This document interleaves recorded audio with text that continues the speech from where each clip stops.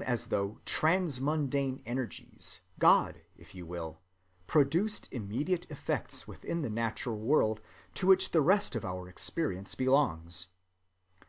The difference in natural fact, which most of us would assign as the first difference which the existence of a God ought to make, would, I imagine, be personal immortality.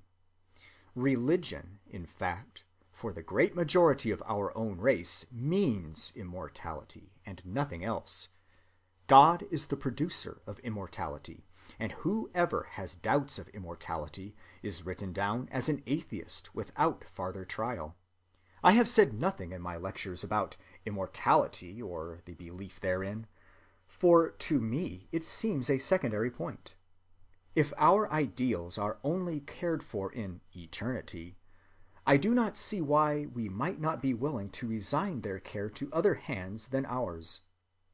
Yet I sympathize with the urgent impulse to be present ourselves, and in the conflict of impulses, both of them so vague yet both of them noble, I know not how to decide. It seems to me that it is eminently a case for facts to testify.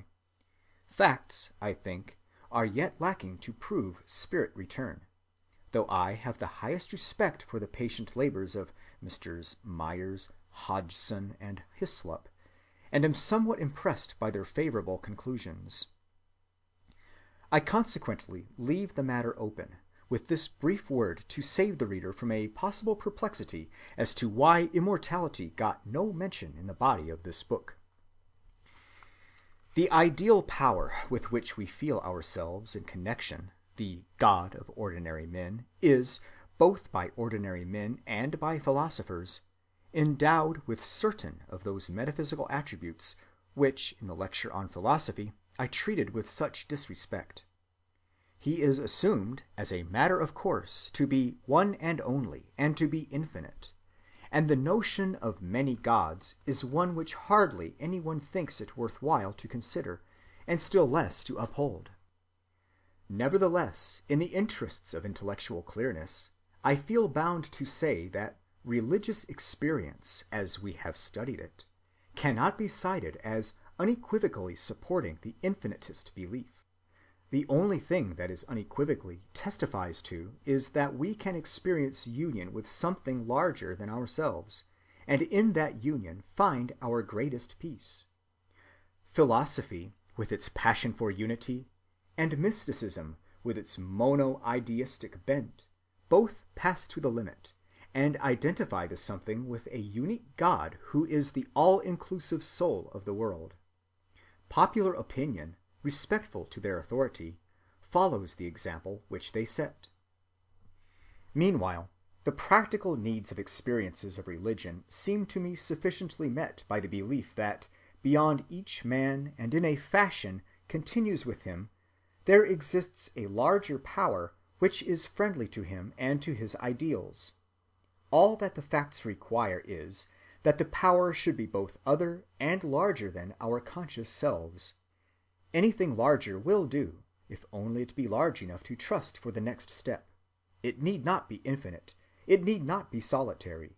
It might conceivably even be only a larger and more godlike self, of which the present self would then be but the mutilated expression, and the universe might conceivably be a collection of such selves, of different degrees of inclusiveness, with no absolute unity realized in it at all. Thus would a sort of polytheism return upon us, a polytheism which I do not on this occasion defend, for my only aim at present is to keep the testimony of religious experience clearly within its proper bounds. Upholders of the monistic view will say to such a polytheism, which, by the way, has always been the real religion of common people and is so still today, that unless there be one all-inclusive God, our guarantee of security is left imperfect. In the absolute, and in the absolute only, all is saved. If there be different gods, each caring for his part, some portion of some of us might not be covered with divine protection, and our religious consolation would thus fail to be complete. It goes back to what was said in Lecture 6 about the possibility of there being portions of the universe that may irretrievably be lost. Common sense is less sweeping in its demands than philosophy or mysticism have been wont to be, and can suffer the notion of this world being partly saved and partly lost. The ordinary moralistic state of mind makes the salvation of the world conditional upon the success with which each unit does its part. Partial and conditional salvation is in fact a most familiar notion when taken in the abstract, the only difficulty being to determine the details. Some men are even disinterested enough to be willing to be in the unsaved remnant as far as their persons go, if only they can be persuaded that their cause will prevail. All of us are willing, whenever our activity-excitement rises sufficiently high. I think, in fact, that a final philosophy of religion will have to consider the pluralistic hypothesis more seriously than it has hitherto been willing to consider it. For practical life, at any rate, the chance of salvation is enough.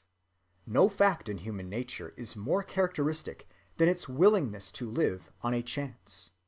The existence of the chance makes the difference, as Edmund Gurney says, between a life of which the keynote is resignation and a life of which the keynote is hope. But all these statements are unsatisfactory from their brevity, and I can only say that I hope to return to the same questions in another book. End of the Varieties of Religious Experience by William James.